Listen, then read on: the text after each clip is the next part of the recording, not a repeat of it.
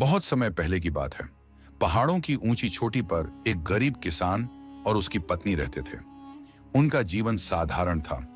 दिन भर खेतों में काम, रात को चूल्हे के पास थकावट मिटाना। पर उनके दिल में एक गहरी इच्छा थी, एक संतान की लालसा। एक दिन पत्नी ने पति से कहा, अगर हमारे पास एक बच्चा होता तो बूढ़े होने पर वह हमारे खेतों की देखभाल करता, हमें आराम देता और राजा को लगान भी चुकाता। किसान ने सिर हिलाया और कहा, हाँ, काश भगवान हमें संतान दे। कुछ ही समय बाद उनकी प्रार्थना पूरी हुई। पत्नी गर्भवती हुई और 9 महीने बाद जब बच्चा हुआ तो वह आदमी का बच्चा नहीं बल्कि एक मेंढक था जिसकी लाल आंखें चमक रही थीं। किसान ने आश्चर्य से कहा, यह कैसी अजीब बात है, इसे घर में रखने का कोई फायदा नहीं। लेकिन पत्नी ने कहा, भले यह मेंढक है पर अब यही हमारा बच्चा है, इसे फेंकना नहीं चाहिए। वे दोनों ने उसे अपने घर में रखा। समय बीतने के साथ मेंढक बोलने और समझने लगा और उसने अपनी बुद्धिमानी और चतुराई से माता पिता को चकित कर दिया। 3 साल बीत गए। अब मेंढक बड़ा हो गया। उसने अपनी माँ से कहा, माँ, कल मैं राजा के महल जाऊंगा और उसकी किसी एक बेटी से शादी का प्रस्ताव दूंगा। जो सबसे दयालु और मददगार होगी उसी से शादी करूंगा।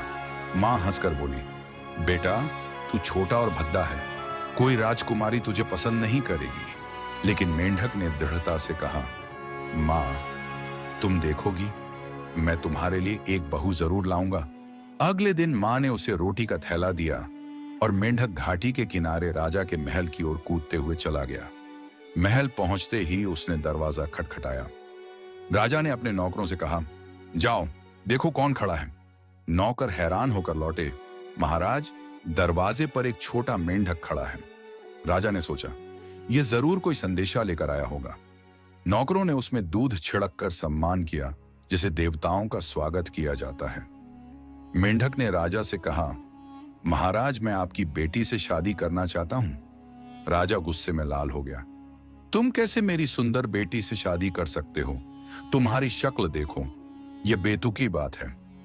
मेंढक ने हंसना शुरू कर दिया और उसकी हंसी इतनी जोरदार थी कि धरती कांपने लगी।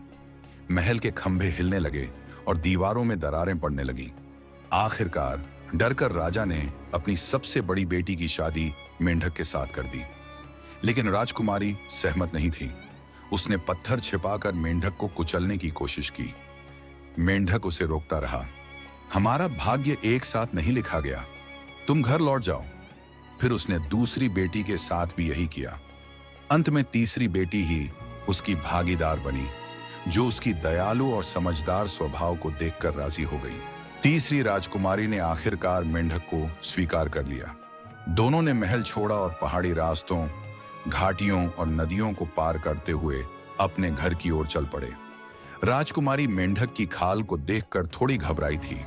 उसने अपने मन में सोचा, यह केवल एक मेंढक नहीं, यह कोई साधारण जीव नहीं, कुछ तो रहस्य है इसमें। रास्ते में उन्होंने देखा कि जंगल में और भी अजीब जीव हैं। पहाड़ों की हवाएं उनके इर्द गिर्द घूमती हैं और कुछ जगहों पर नदी अपने रास्ते खुद बदलती दिख रही थी।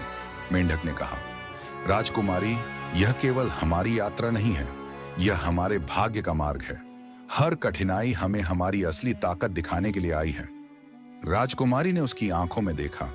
उसकी लाल आंखें अब धीरे धीरे मानवीय रूप में बदलने लगी थीं और उसने समझा कि यह मेंढक किसी श्राप के कारण इस रूप में था, लेकिन अब उसका असली स्वरूप प्रकट हो रहा है। कुछ दिनों बाद गांव में सालाना घुड़दौड़ का मेला लगा। सैकड़ों लोग दूर दूर से आए। अमीर, गरीब, नौजवान, जवान, सभी अपने घोड़े और शानदार पोशाकों के साथ। मेंढक की पत्नी राजकुमारी भी मेले में गई। उसकी माँ और सास ने उसे खच्चर दे दिया ताकि वह सुरक्षित घर लौट सके। राजकुमारी ने खच्चर पर सवार होकर देखा कि मेंढक पहले ही वहां मौजूद था। मेंढक ने अपने घोड़े की जीन में से सोने और चांदी के फूल उड़ाए और हर जगह लोग उसकी कौशल और शक्ति से मोहित हो गए। बाएं हाथ से सोने के फूल, दाहिने हाथ से चांदी के फूल हवा में उड़ते हुए, कबूतरों पर निशाना उसकी घुड़सवारी इतनी तेज और अद्भुत थी कि लोग उसे आकाश में उड़ता हुआ मान बैठे। राजकुमारी ने देखा कि मेंढक सभी घटनाओं का पहले से अनुमान लगाता था। हर घुड़सवारी, हर फूल का उड़ना, सब उसकी योजना का हिस्सा था। उसने सोचा, ये केवल एक मेंढक नहीं, ये किसी देवता का पुत्र या किसी महान शक्ति वाला जीव है। मेंढक ने राजकुमारी से कहा, सुनो प्रिय, मेरी ताकत असली तभी होगी जब भगवान से मैं 3 काम पूरा करने की प्रार्थना करूं। राजकुमारी तुरंत उसे लेकर पश्चिम दिशा की ओर चली गई, जहां लाल बादलों के बीच एक विशाल महल था। वहां उसने भगवान से प्रार्थना की, गरीब और अमीर में कोई भेदभाव न रहे, अफसर और राजा आम जनता को परेशान न करे, नगरों तक सड़कें और व्यापार के रास्ते बने। भगवान उसकी सच्चाई और दया देखकर प्रसन्न हुए। उन्होंने कहा, तुम्हारी प्रार्थनाएं पूरी होंगी, लेकिन इसे दिन निकलने से पहले सबको घर घर पहुंचाना जरूरी है। राजकुमारी ने तेजी से अपने घोड़े को चलाया, घाटियों और पहाड़ों को पार किया और दिन निकलने से पहले समाचार घर घर पहुंचा दिया। गरीब और अमीर का भेद मिटा, अफसर और राजा जनता को सताने से रोक दिए गए सड़कें बन गईं और व्यापार सुगम हुआ। इससे मेंढक की असली ताकत जागृत हो गई और वह रात में भी बिना मेंढक की खाल के रह सकता था। राजकुमारी ने अपने पति की मानवीय रूप में शक्ति देखी और उसकी सच्ची शक्ति और दया से प्रभावित हो गई। जैसे ही राजकुमारी ने भगवान से वरदान की प्रार्थना पूरी कर दी, मेंढक की असली शक्ति जागृत हो गई। उसकी लाल आंखें अब पूरी तरह मानवीय रंग में बदल गईं और उसकी भद्दी मेंढक की खाल गायब होकर एक सुंदर युवक में परिवर्तित हो गई। राजकुमारी ने अपने पति को देखा और खुशी के आंसू बहा दिए। उसने सोचा, मेरे सामने अब कोई साधारण इंसान नहीं, बल्कि वह दयालु, बुद्धिमान और शक्तिशाली युवक है जिसे मैंने हमेशा प्यार किया। राजा, जिसने पहले मेंढक से डर महसूस किया था, अब उसकी असली पहचान देखकर आश्चर्यचकित रह गया। उसने अपने पुराने गुस्से और संदेह को भूलकर स्वीकार किया कि यह युवक उसके योग्य दामाद हैं। तीनों बेटियों में सबसे छोटी ने मेंढक को स्वीकार किया। राजकुमारी और मेंढक की शादी बड़े धूमधाम से हुई। गांव और महल में सब लोग आनंदित हुए। लोग मेंढक की बुद्धिमानी और शक्ति की कहानियां सुनाने लगे। मेंढक अब युवक के रूप में राजा के महल और अपने गांव के बीच संतुलन बनाए रखता, सभी की मदद करता और अपने माता पिता का सम्मान करता। राजकुमारी और युवक की साथ की जोड़ी गांव में मिसाल बन गई। वे दोनों कड़ी मेहनत में विश्वास करते थे। गांव के लोग उन्हें दयालु, न्यायप्रिय और बुद्धिमान जोड़ी मानते। उनकी शादी ने सबको सच्चाई, दया और न्याय का संदेश दिया।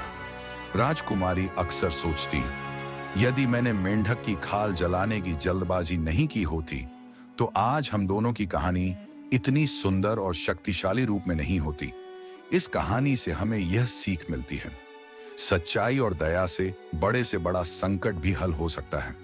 धैर्य और विश्वास से असंभव लगता कार्य भी पूरा किया जा सकता है। बाहरी रूप मूल्य नहीं रखता, असली पहचान और गुण महत्वपूर्ण है। और इस तरह मेंढक का रहस्योद्घाटन और उसकी शादी गांव और महल में सुख शांति लेकर आई। पहाड़ों की नदियां अब शांत थीं, खेत और बाग खुशहाली से लबालब थे। सभी लोग न्याय और समानता के नए युग का अनुभव कर रहे थे। कहानी राजा और लाल आंखों वाले मेंढक की यही पूर्ण कथा है। सपनों, दया, साहस और विश्वास की अद्भुत गाथा। अगला भाग मिस मत करना। लाइक करो, सब्सक्राइब करो और कमेंट लिखो, भाग 2 चाहिए।